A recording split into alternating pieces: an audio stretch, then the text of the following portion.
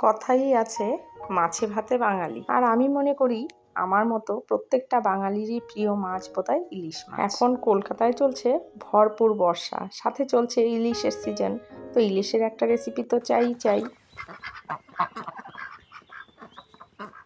নমস্কার বন্ধুরা, আমি গৌরী আবারও চলে এসেছি আরও একটা নতুন রেসিপি নিয়ে। আজকে আমি তোমাদের সাথে শেয়ার করব সর্ষে ইলিশের একটা অন্যরকম রেসিপি, যেটা হয়তো তোমরা খাওনি। সর্ষে ইলিশ তো অনেকবারই খেয়েছো, কিন্তু এটা একবার ট্রাই করে দেখবে, অতুলনীয় স্বাদ, যেটা মুখে লেগে থাকার মতো। তো প্রথমে যেটা আমি নিয়েছি, এখানে আমি নিয়েছি 6 পিস মতো ইলিশ মাছ।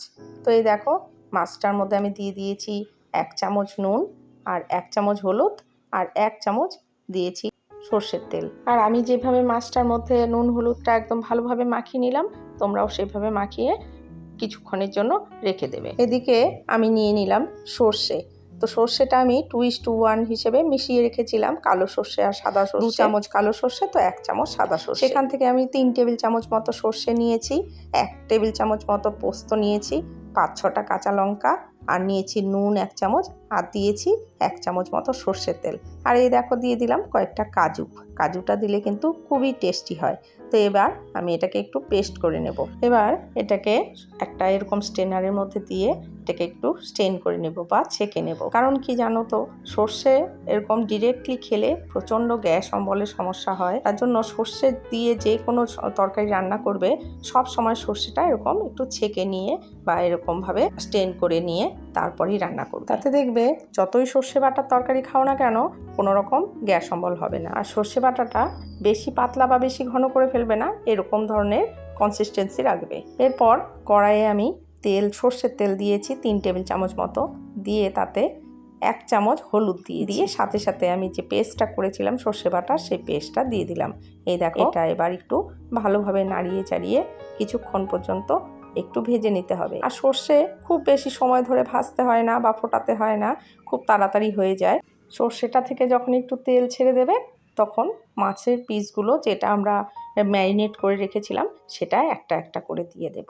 এই দেখো, মাছগুলো আমি সব দিয়ে দিলাম। আর ওপর থেকে দেবে যেভাবে আস্তে আস্তে করে, কারণ ইলিশ মাছ খুব নরম হয়, সহজেই ভেঙে যায়, খুব সহজে রান্না হয় এবং খুব সহজে ভেঙেও যায়। মাছের গায়ে যেন পুরো মশলাটা লেগে যায় এবং মাছটা একটু মাছের ওপরটায়ও একটু মশলা লেগে থাকে, তাতে কি হবে, ভালোভাবে সেদ্ধ হয়ে যাবে। এরপর আমি দিয়ে দিলাম কয়েকটা চেরা কাঁচা লঙ্কা, যেটা ফ্লেভারের জন্য আবার একটু ঝালের জন্য।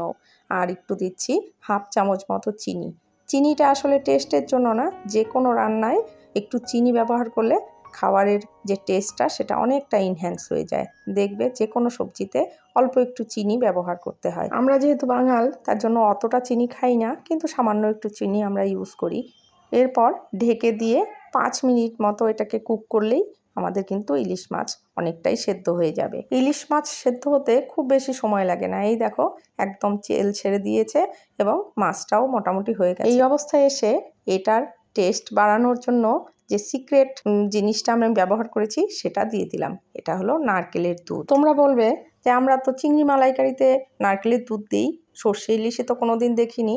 কিন্তু আমি বলছি, এরকম একটু নারকেলের দুধ দিয়ে সর্ষে ইলিশ করে দেখবে কতটা টেস্টি হয়। শুধু ইলিশ না, তোমরা চাইলে ফলুই মাছ বা ফলি মাছ যেটা, সেটা দিয়েও করতে পারো এরকমভাবে, দেখবে সেটাও খুবই টেস্টি হয়। ওই রেসিপিটা আমার চ্যানেলে আছে, তোমরা চাইলে দেখে নিতে পারো। আর এই দেখো, খুব সহজেই বানিয়ে নিলাম সর্ষে ইলিশ, খুবই টেস্টি।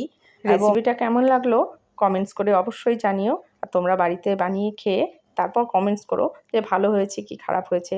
আর যদি ভালো হয় অবশ্যই লাইক করো, আর চ্যানেলটা সাবস্ক্রাইব করে